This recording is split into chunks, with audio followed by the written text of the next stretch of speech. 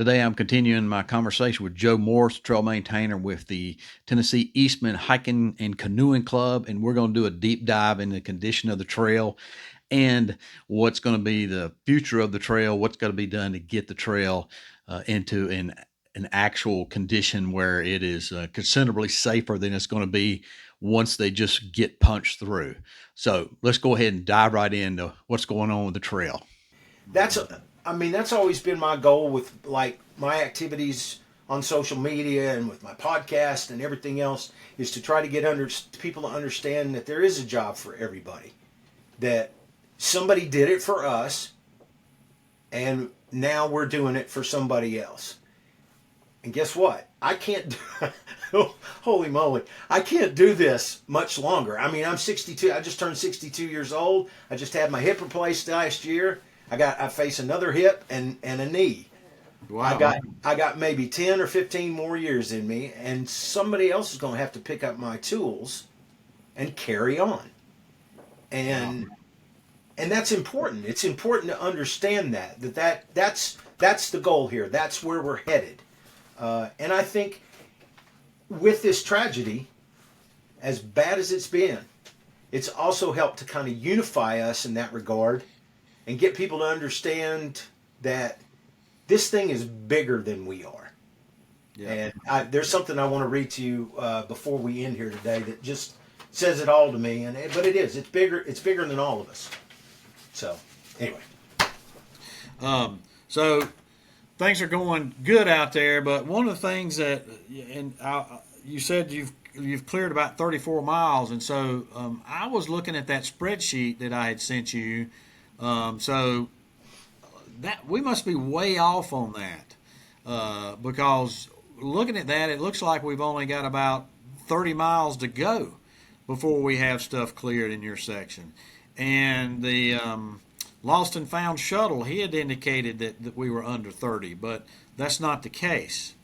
And their terms are we're at that for hikeable trail, not trail that's It's a completely great point. clear. So they're calling it hikeable. Yeah, that's a great So point. so talk about that just a little bit. Difference between hikeable and cleared. Okay, so we are basically, I've heard the terminology and I think you have used it as well in Right. your program, and I think it's an accurate description. We are busting through. Right. We are making it passable. That is the air quotes term. It is Yeah. passable. You don't have to crawl through, under, over, you know, immense tangles and things like that. We're taking care of that. That is our goal at this point. And that's primary. If I'm moving 3/10 of a mile, basically to let's say 3/4 of a mile to a mile, if I'm lucky, per day, uh, that's a good day, and it takes a lot of resource to do that. So you've been asking about like water source trails, trails to shelters, all this other stuff. Mm-hmm. And there's no way. I mean, Mountaineer Shelter alone, we did clear a path. We cleared the Blue Blaze from the top of the hill to the shelter the other day, so you can walk down it. Mm-hmm. And I don't know how in the world that the Lord above protected that particular structure, but because there was nothing but down timber all around that thing, and Wow. to get to the water source, nah, that would take a monumental effort to get to the water source. So, But I looked on gut hooks, if I'm not mistaken, there's actually a water source before. Now this is going Sobo, yeah, or no, maybe it's going Nobo. There's a water source before you get there that comes across the trail, yeah, the where water. you'd only have a short, Yeah, a short water carry there. So yeah. that, I mean, something like that's doable. And one of the things, the difference between what y'all were doing and up in the Mount Rogers area is, from what the ATC told me, they're actually clearing the Blue Blazes to get to the privy, to get to the water sources. Now, most of those people up there right now, I know they sent a National Park Service Sawyer crew in for a week, Yep. and then now they've turned that over to Pro Crews. And then I had a friend of mine who's actually a shuttle driver out of Central Virginia. They contacted him, and he was one of the folks that came down and they put him up room and board in Damascus to go and saw around the Damascus area. So he was involved in that. And that will continue. Right. Yeah, that will continue with So, resiliency money. Surprising. and that was part of the call that you had today. So tell us what you can about the call and what's coming up. I know heretofore you hadn't had any contact or not a lot of contact with the ATC as far as the resiliency fund, but you have now. So talk a little bit about that and how your call went and when you can expect to get some help in there other than just your folks. So we had to buy a few new saws, which we did with tag grant money. And they're going to remit that and replace those funds, I think, with resiliency funds. We're getting our first. Well, I won't say it's our first, but we're getting our first direct ATC dispatched crews that will be here the week of December 2nd. Up to this point, it's been a Forest Service effort to get roads and access roads to the AT cleared. That's been their primary function.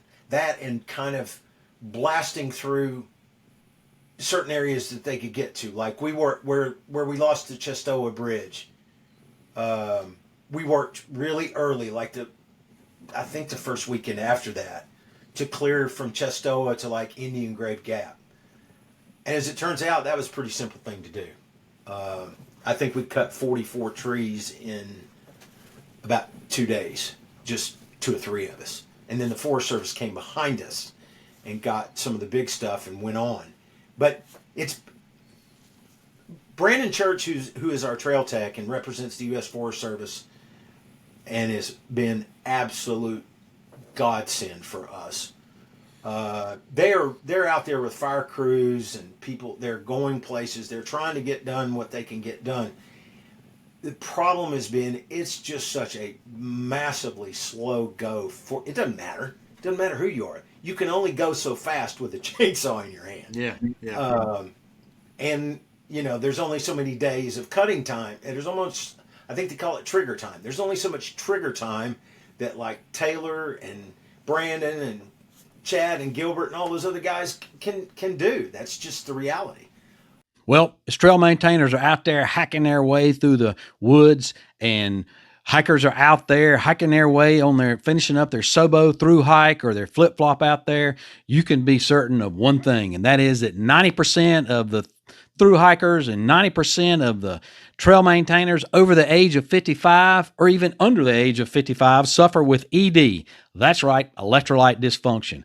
But they don't need to have any type of awkward doctor visits or awkward doctor consultations to take care of that electrolyte dysfunction. Right now, they can go to drinkelement.com/Ramdino and they can get all the prescription they need just on their own for Element Drink Mix. It's got 1,000 milligrams of sodium, 200 milligrams of potassium, and 60 milligrams of magnesium. Everything you need that the doctor ordered to take care of that electrolyte dysfunction. And right now, with any order, they'll get a free sample pack of all of their flavors out there. And this is also the seasonal time of year where they've got their chocolate flavors out there. They've got chocolate mint, chocolate chai, chocolate raspberry. All that goes good with a warm or hot drink. And Element Drink Mix, whether it be the sparkling variety or the powder variety, goes well with a carnivore diet, herbivore diet, or an omnivore diet. Any of those out there. So go to drinkelement.com/Ramdino. That's DRINKLMNT.com/Ramdino. And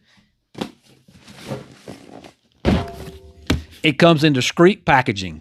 Go and get you some. Some fire crews came in early on from Wyoming and Montana, and they did help a lot, but they were looking at roads and getting like Dennis Cove reopened. And I mean, a tree almost fell on Bob Peoples' house, for crying out loud. So Randy Allen was up there with some guys, and they cleared all that off. I mean, it's just been, again, go back. You asked me the question about the devastation. I mean, until you see it, it's just more. It's more than words can describe. And I've seen some commentary online about, well, just get out there and clear it. We need to hike. And I'm like, It's just not that simple. It is absolutely not that simple. And it you're so contained and there's so much stuff and you've got nowhere to put it when you cut it.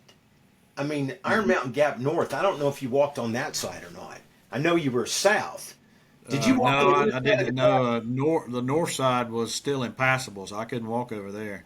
Man, it is. I don't know how we're ever going to clear that out. Yeah. I mean, there's no place to flush all that material. There's just I think you had gotten when I went up there. I think you'd gotten like a tenth of a mile in there. maybe. There's Yeah. Cascade Falls. I mean, literally, it's just like you can't imagine it. The deepest one I've cleared so far is about 15 feet tall. Wow. And it's just a wave of trees just came down and so anyway, but So get you back had to that. mentioned there that you did not think that it was going to be cleared in time for 25, knowing that they won't get there until probably April, because most people start in February or March. Well, it takes them a month, maybe maybe 6 weeks. weeks to get to Hot Springs, and then y'all are north of Hot Springs, so they're going to be up there April, May. But you still don't think you're going to have it cleared through there even by that time. That will be blasted through. We'll see. So you asked specifically about the cruise. I mean, we're getting 4 people. We're getting 6 people total the week of December 2nd from ATC Resiliency funds. 6. And those certified sawyers or some of those swampers too? They're certified sawyers, Okay. and we'll pair them up with people from our cruise. Help saw where necessary. You can only saw, obviously. You really don't want more than 2 people on the side of a tangle. What we'll do is Right. we'll jump over top of each other. Yeah. Yeah, but So it's still not going to be cleared. How much? What section do you feel like is? I mean, you feel like there are going to be multiple sections to where people just are going to have to just skip around a whole section rather than jumping around from section to section, or is it going to be like one big section that's probably not going to be cleared? 1.5 miles south of Cherry Gap Shelter towards Unaka Mountain, all the way to Iron Mountain Gap. It's going to be tough. We might get blasted through it, but the problem is that there's going to be so many holes, root ball holes, and the slopes in there side slope gets real steep. So what are you going to do? I don't know what you want to do. You're going to have to crawl. You're going to have to skitter trail, crawl on your hands and knees to get over, under, and around it all. I just don't. I mean, the reality is this, Ramdino. People are going to hike. Okay. Yeah. You can tell people not to go there, and they're still going to go there. Right. It may just not be the most practical thing in the world for them to do. And I think that's one thing that we need to stress to them is, people want to know that the trail's still there, that it's hikeable or that it's cleared through. But at the same time, that needs to be tempered with, it ain't a trail like you think a trail is, and it's not safe. And you can probably get an ankle turned a whole lot faster or fall down and crack your skull a whole lot faster when you're in and out of root ball holes. You think the trail was tough before when it was just roots and rocks. Now you got to add root ball holes to it and the side slopes, like you said. I mean, some places it sounds like the treadway's gone. So if the treadway's gone and you're just trying to moonwalk up and down places where they ain't the trail, that's probably not real practical to be there hiking. So those are good insight that I haven't thought about. I know the rest of the folks out there hadn't thought about. And I want the treadway to be open. I want it to be cleared. I want to be able to tell people, hey, it's open, guys. Don't worry about a shuttle. But the reality of it is, and you put it best here, is that it's just while it may be cut through and you've punched through, that don't mean the treadway is still there. It's going to take a lot of work to get it to where you can get through, and it's going to be any type of enjoyable hike. So, Another thing that came out of this morning, and I don't know if you know this guy. He's amazing. I've worked with him for years now. His name's Jerry Kyle. He works for the ATC. He was the head of Conrock crew, and he may still, I guess he still coordinates all their planned trips. If you are looking for an interesting summer vacation opportunity, Conrock will probably be here 4 weeks next year at least, working in this area. So you can volunteer through the ATC website. They'll make announcements because we just, there's no specific plan, but basically what it will boil down to is that where possible, and a lot of times it's going to be close to the road crossings, you get dispatched for a week. You can choose a week or 2 weeks and volunteer and come out with people like myself. Sorry, but and you'll have a couple of crew chiefs and some people with some trail building experience, and you'll be able to help on the beginning of the reclamation of the trail, filling root ball holes, and reestablishing the treadway, and painting blazes and stuff like that. It occurred to me the other day. There's people that love to night hike in the summer, right? Because it's hot. And they'll hike at night and they'll try to sleep during the day. You're not going to be able to do that here, I can tell you. You can't. In many cases, there's no trees left, so there's no blazes. So what are you going to do? It's pitch black dark, and you're going to. Good luck with that. That's going to be. Yeah. I guess you just follow the cuts, is what you're following. I guess. I don't know. But Conrock will be here. I do know that, and that's a fantastic opportunity to give back, especially if you've done a thru hike before, or you're a lash or something like that, and you want to participate. You want to see what this is all about. That's a great way to do it, and there'll be plenty of opportunities. We're looking at multiple years though before this thing even closely resembles what it used to be in this area. Some areas are worse than others, but I think, again, the Iron Mountain Gap area, the area around Moreland Gap Shelter from Bitter End north to Dennis Cove region, that is, and Elk River, Sugar Hollow, Mountaineer Falls, just about all those sections, anything that was facing to the east, southeast. Well, obviously, the trail here is going north for the most part for the Nobos, but it still does what? It cuts back to the east southeast all the time, and it anywhere that existed, it blew the mountain apart, literally, just blew it apart. Temple Hill Gap destroyed too. So anyway, I saw some pictures that one of your maintainers, Jim. His name is Tie Dye. His trail name is Tie Dye. Jim McGuire. Yeah, Jim McGuire. That he had sent me and from Elk River, and it's just amazing that place looks totally different. I've hiked that section before, and it looks completely different. And one of the things that struck me that came out of what Jim was telling me was that he sent me a picture of a hobby horse in the middle of the river, and then obviously dressed up 2x4s that came from trash, and he said that was the first time that he had actually seen people's possessions. Before they'd just been sawing wood and stuff, and I'm thinking, there's a lot of people out there that are not, don't have anything to do with the trail, and they've seen this in their communities. Of course, they've lost people, but this is the first time I had really equated those almost post-trail or post-traumatic syndrome with trail maintainers out there, because before they've been cutting logs, but now they're around people's possessions where those people may have died that those possessions belong to, and so that takes a toll on you mentally. I know you're very fatigued, and like you said, you can only have so much trigger time on the saw, and it's very fatiguing to even be a swamper. But then you come in the mental aspect of it, the mental aspect of seeing all these, everything destroyed out there.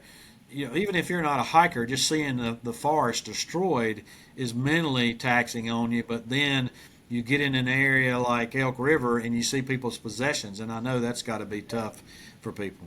Well, the first weekend that we went out, Van Hubby and John Bodacious, the cadaver dogs were out, man, and there were vehicles strewn everywhere, and all that destruction around Chestoa. And I had been at home, had been mudding people's houses near River Plantation and stuff.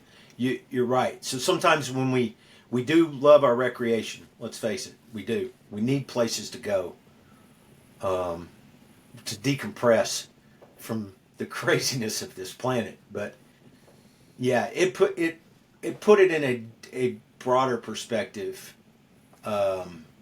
Certainly for me, when you're digging kids' toys out of 3 feet of mud, yeah. And you're fussing because you got to leap through a few trees or whatever. I mean, it's just. But again, it's all important. It's important to us too. I mean, it is. We love it. That's why we do it. And what are you hearing from ATC? Are you hearing any rumblings about plans about how they plan on getting people around?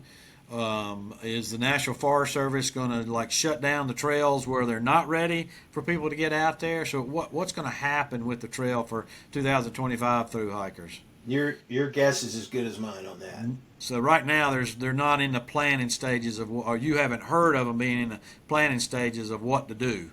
We're just now. I said in this meeting this morning, I think we're just now beginning to do two things: understand the scope of what it is that we've been dealing with, and getting our heads around that which we still have to accomplish to get where we need to go. And it's been almost 2 months. But that's literally where we are because of all the places that we haven't gotten to. I think that I've seen some footage of Sandy from Damascus urging hikers to plan accordingly and rethink their through hike plans and try to do this and that and the other. I tend to agree. I tend to agree with that. It's going to take a unique set of planning skills this year, I think, if for no other reason than what I alluded to earlier.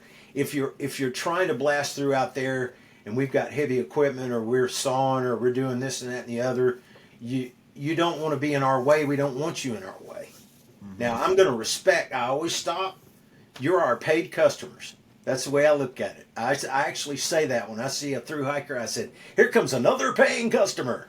And I yield to you and I get out of your way. You're why I'm there. If you weren't walking it, I wouldn't be out there. Right. But by the same token, it's going to force us to basically to close. We're going to have to direct traffic just like they do on the highway. We're going to have a red light and say, you got to stop for a while. I don't know that works, So right. I want them to have I know people are purists. They want to have a continuous through hike experience, and I do get that. I think if you're determined to do that in 2025, that's going to be really, you can do it. There's no question. You can do it if you've got the resolve, the psychological makeup. You can do it, but it's going to be different, and it's going to be very challenging for you to pull that off this year because of all the obstacles that you face to do that. Right. Yeah. I mean, it sounded like the trees going to be the least of your problem because y'all going to have most of those cut out of your way. It's everything else that's destroyed.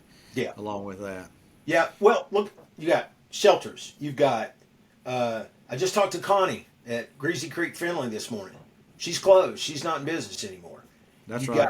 You've got all these shelters are destroyed. You've got hostel owners that have gone out of business. You've got damage to Mountain Harbor. You've got all these different things. And I'm sure Mountain Harbor will be open. But Scotty passed away, so the Abbey Vanyo hostel is closed.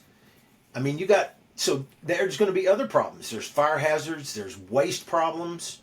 We could get into that too if you want to, since Tennessee is so famous for its lack of privies, which was on the agenda to be changed. I don't know. Maybe I'll get lucky and retire before I have to deal with that.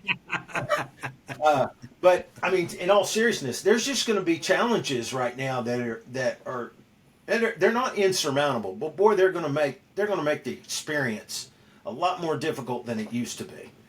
Joe, appreciate all the hard work you and your trail maintainers with the Tennessee Eastman Hiking and Canoeing Club are doing out there, and all the other trail clubs, man. It's just a awesome job you are doing. I think the takeaway from today's video is just that it's going to be the trail may be punched through, but that does not mean it's going to be a trail as we know it. And as you said, it's going to take years to get the trail back in the condition, even close to resembling just the treadway, not to mention the what the forest and everything looks like. And that's beyond our lifetimes. But thanks a lot for everything y'all are doing. And folks, this will continue my conversation with him. I've got probably 2 more videos it's going to continue, but go ahead and check out the first one over here if you hadn't seen that one yet. And we'll keep updating those until we get them all done. All right. Thanks a lot, folks. I appreciate you, and we'll see you out there.